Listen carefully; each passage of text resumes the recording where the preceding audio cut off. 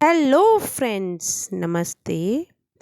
मैं पल्लवी सारस्वत आज आपके लिए लाई हूँ एक मोटिवेशनल कहानी, स्वामी विवेकानंद और युवक की प्रेरणादायक कहानी।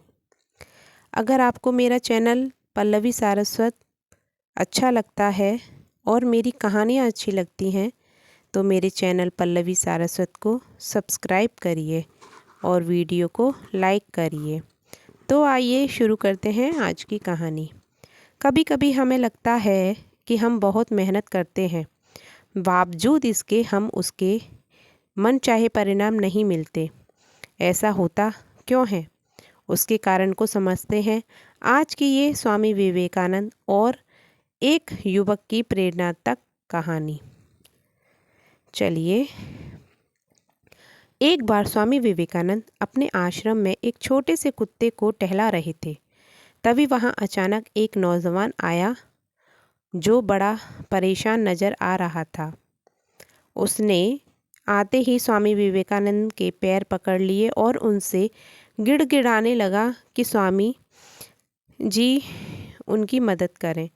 स्वामी जी ने उसे उठाया और शांत रहकर अपनी समस्या बताने के लिए कहा।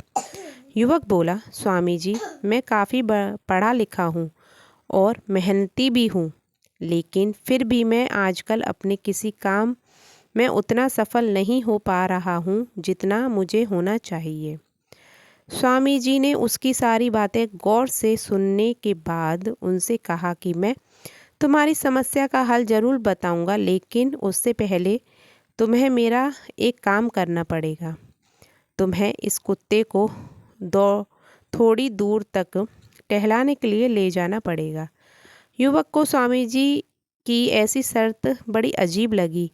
फिर उसने सोचा, इतना आसान काम तो है कि तो मैं कर देता हूँ और बदले में स्वामी जी से समस्या का उपाय मिल जाएगा। युवक ने स्वामी जी के पास से कुत्ता लिया और उसे टहलाने के लिए ले गया। करीबन 30 मिनट के बाद जब युवक कुत्ते के साथ लौट कर आया, तब स्वामी जी उसकी तरफ देख रहे थे। स्वामी जी ने युवक से पूछा, तुम दोनों, कुत्ता और युवक, एक ही साथ गए थे, फिर तुम इतने शांत और ये कुत्ता इतना थका हुआ हांफता हुआ कैसे आ रहा है? युवक ने स्वामी जी के सवाल का उत्तर देते हुए कहा, आपको ये कुत्ता बड़ा चंचल और शरारती है। मैं इसे जहाँ ले जाना चाहता था वो उस जगह नहीं जाता था, सभी रास्तों को छोड़कर किसी और राह पर मुड़ जाया करता था। दूसरे जानवर और इंसानों को देख डिस्टर्ब होता था और उस पर भौंकने लगता था।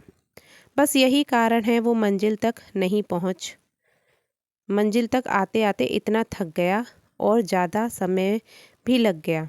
युवक की बात सुनकर स्वामी जी उसकी तरफ देखकर मुस्कुराने लगे और बोले, तुम्हें तुम्हारे सभी सवालों का जवाब अभी तुमने जो कहा उसी से मिल गया।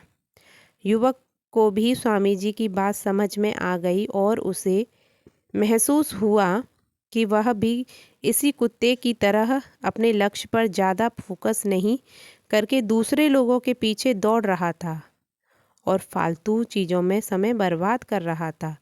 उसने स्वामी जी से वादा किया कि वह अब अपने लक्ष्य पर अच्छे से फोकस करेगा और जल्द से जल्द अच्छे परिणाम पाएगा। दोस्तों, कहीं आप भी इस युवक की तरह ही अपने लक्ष्य से भटक तो नहीं रहे हैं? यदि ऐसा है तो तुरंत बाकी सभी चीज़ों को नज़रअंदाज कर अपने लक्ष्य के पीछे पड़ जाइए, फिर देखना आपकी जीत निश्चित है।